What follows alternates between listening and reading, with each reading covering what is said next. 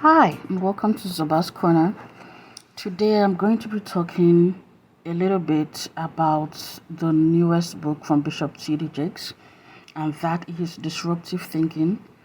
I just finished reviewing the book or writing a review on it. I'm going to put the link below. However, I want to talk about something I found really interesting while I was reading it. And it's when he was addressing disruptive partnerships. And he talked about what I think is a unique, a different, or a disruptive way of thinking about relationships in general. So before I talk about what he said, let me start by saying that a lot of the time when we are in relationships, we are taught to put the other person's needs or what it is they want above our own. And in fact, if there is something, be it like a difference, let's say for example a difference in hobbies, to sort of suppress what it is you like or what that difference is and go along with the other person. That's the way, at least I have been taught, to make compromises in relationships. Or you don't like to do this, or you love to do something different. Well, keep that to yourself, and what does the other person want?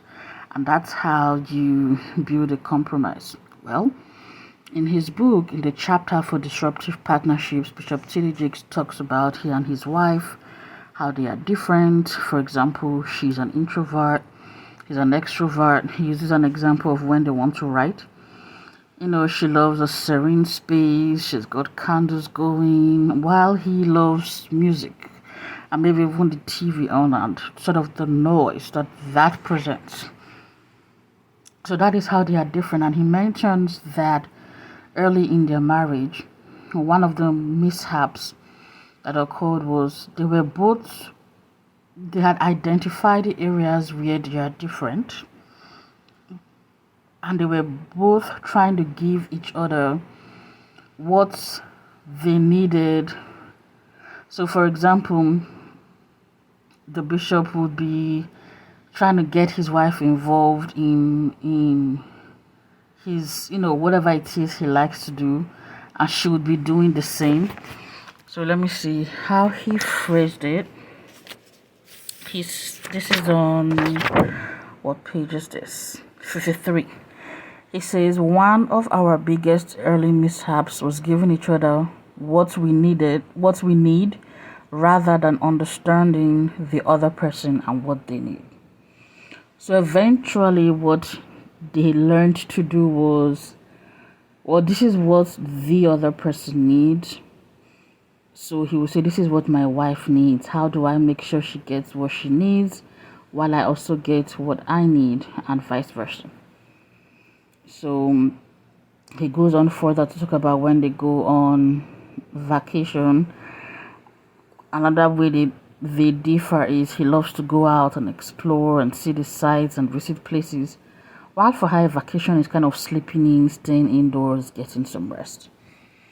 And so they learned to compromise their vacation and making sure each person gets what they want. So after reading that, I think I really learned from that. You think about it in relationships, and not just personal relationships, but business relationships as well, with work colleagues, and just about any relationship you've got. It is important that we celebrate what makes us different, that we celebrate the differences in what we need. After all, these are, for example, a marriage is just two different individuals coming together to create a home or family, a unit. What makes you different doesn't just disappear in the blink of an eye. And while not compromising in any relationship can lead to the falling out or the downfall of that relationship, suppressing what it is that makes you different can also lead to a strain on the relationship, and ultimately things will not work. So in the example he gave about their going on vacation, they had to learn. He left his wife to sleep in. So early in the morning, he would go out, go scope outside, see what's what, while she got a chance to sleep in. And then when she woke up later in the day, he came back, they hung out for a bit, and then they went out together to go explore what he had found. This way, he gets to go outside and explore just like he wanted, and she gets a chance to sleep in and wake up later, just like she wanted. So they've each given in a little bit, but at the same time, they are also getting what they need. And to me, this is, like I said, it was different for me to read about relationships like that, because I am always hearing about, especially let's say in a marriage, the wife giving in to whatever it is the husband needs. It's very rare that I see and I read about, oh, this is what I need, this is what you need, I'll give in here, you give in here, and so that we can both do things together but also celebrate what it is that makes us different. So like I said, that was really interesting, and that is something for certain I'm going to be implementing in all my relationships, making sure that I am forging, of course respectfully, but forging common ground, or compromising in a way where I get what I need and the other party is also getting what they need. I think that's the way we truly form alliances in our relationships. You can't always get 100% of what you want, but there is also danger in not getting anything at all. So I'll round it up by reading this portion.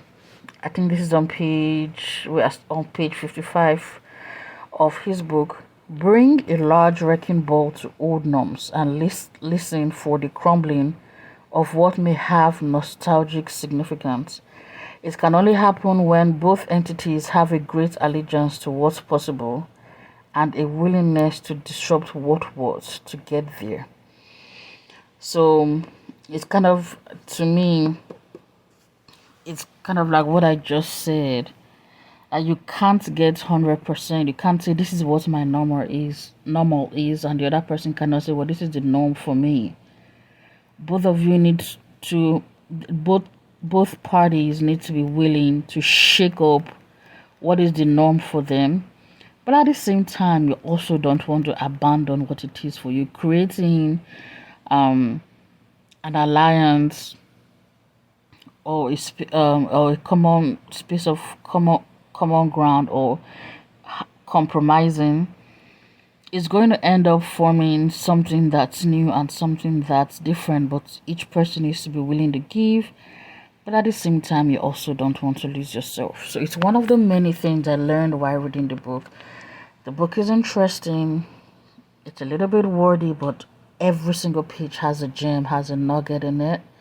And I think it's a really great read. So go ahead, head over to the link, take a look at my review of it, and make sure you buy the book. I really recommend it. So you can head over to Amazon.